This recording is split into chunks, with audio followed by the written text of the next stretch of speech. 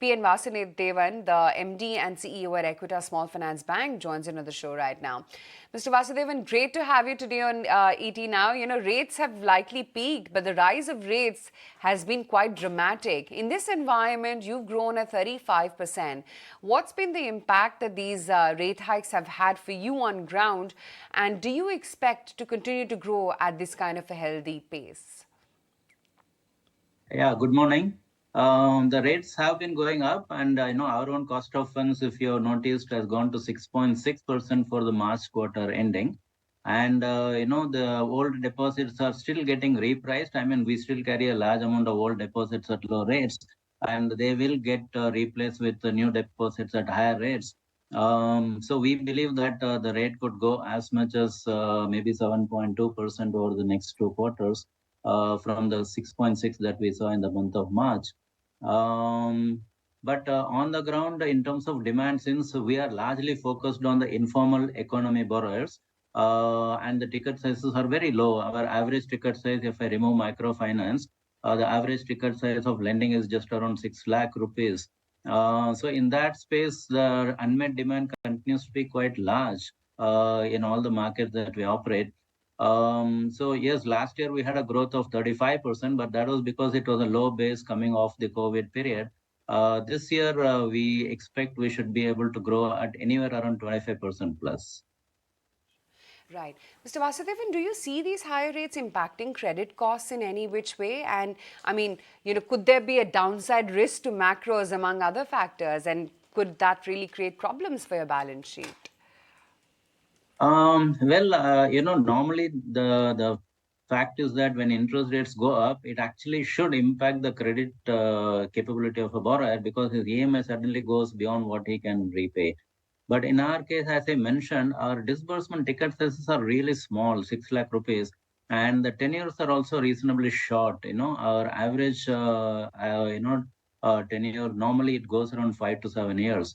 So that way, a smaller ticket size and a shorter tenure means that the impact of increase in interest rate is not very high from an EMI perspective. So we don't expect that the increased rate should have an effect on the credit cost.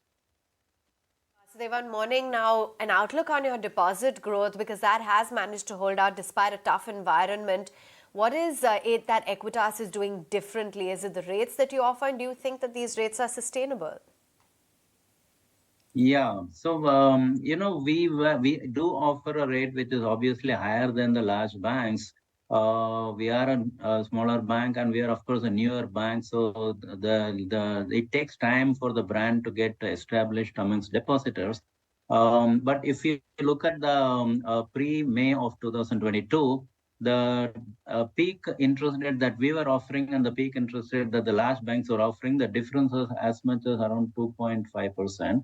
And today that difference has actually narrowed to about 1.7%. So we have effectively, what it means is that we have increased our deposit rates, but at rates lower than the larger banks, narrowing the gap that we have with them. So I think that kind of a rate is sustainable from a lending perspective.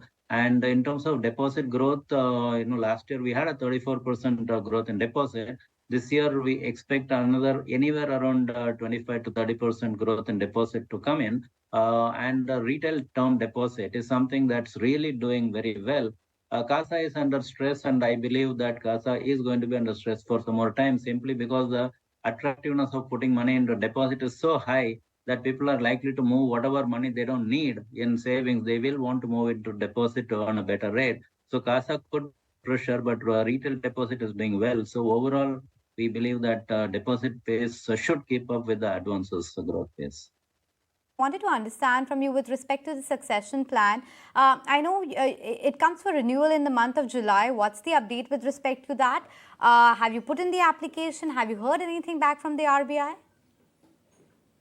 Yeah, so we have applied to RBI for a 3-year extension. The last extension is expiring in 23rd of July this year.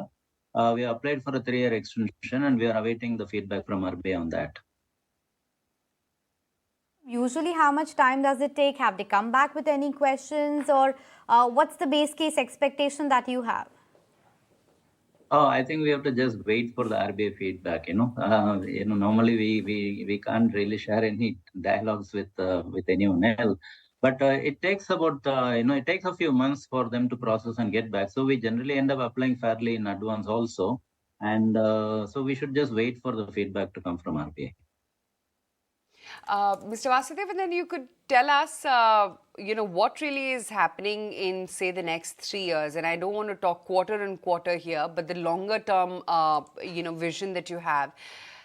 Where is it that you see Equitas SFB in terms of your book size, in terms of what the mix could be, whether the sustainability can be expected when it comes to your ROAs, your NIMs, your credit costs, etc. What are the assumptions that you've made at your end for, say, the next 2 to 3 years?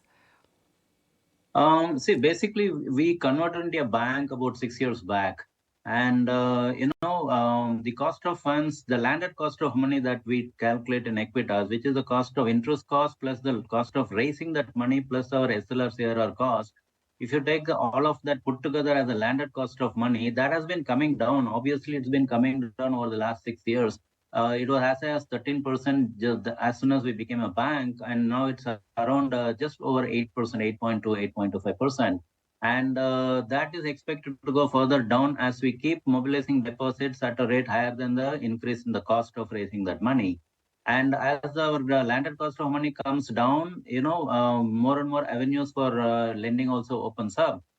Equitas is very strong in the informal sector economy lending. So we have a range of products. We have the small business loans, which is about 37% of our book. We have the commercial vehicle and the used car financing, which is about 25%. We have the microfinance, which is about 18%. We have the affordable housing, which is about 10%. And then the MSC, working capital financing, which is about 5%. So we have a broad range of lending products. It's a very broad-based platform that we are lending, building the infrastructure of the bank on. And each of the markets where we lend has a high level of unmet demand significantly because of the fact that they are from the informal and difficult to lend and difficult to collect. So that acts as a natural entry barrier, and there's a lot of unmet demand in that space.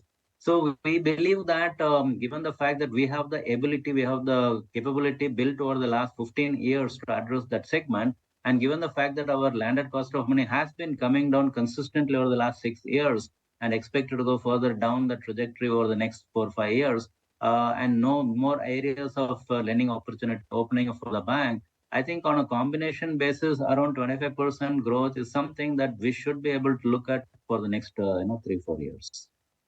Before we let you go, Mr. Vasudevan, what's the prospect with respect to the universal banking license? What's the strategy? Any timeline on that? We had to complete the merger of the holdco with the bank because that was one of our licensing conditions, and we just completed that recently in the month of February.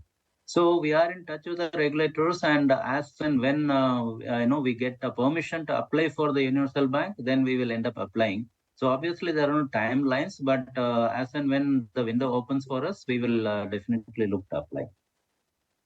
Mr. Vasudevan, great to have you today on ET Now. Thank you so much for taking the time out. Thank you.